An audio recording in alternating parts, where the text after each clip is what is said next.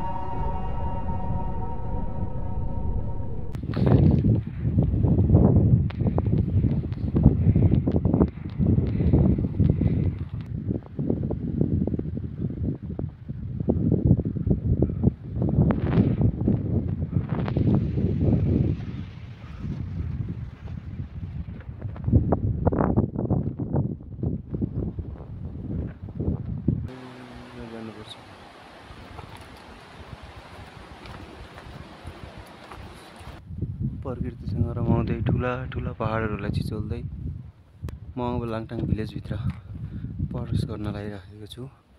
अझै यहाँबाट 1 घण्टा जति लाग्छ लाङटाङ भिलेज। यो चाहिँ थाङस्याप भिलेज हो।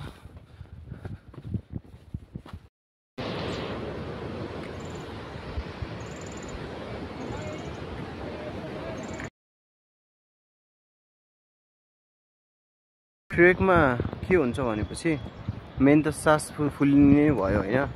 त्यसपछि खुट्टाहरू पनि एकदमै नराम्रोसँग गलिरहेको हुन्छ के, खुट्टा पनि गल्ने अनि सास पनि फुलिने। अलिकति गयो, अलिकति फेरि रेस्ट गर्नुपर्ने, अलिकति हिँड्यो, अलिकति फेरि रेस्ट गर्नुपर्ने। त्यो हाम्रो हिँडाइ पनि धेरै हुँदैन नि त। अब हामी हिँडिरह पनि हुँदैनौँ, एक्सर्साइजहरू पनि त्यति गरेर हुँदैनौँ। त्यही भएर हामी त्यति हिँड्न पनि सक्दैनौँ। त्यही पनि हामी हिँड्दै बिस्तारै हिँड्दै अब यो लामो होटलसम्म आइपुग्नु लागेको छ।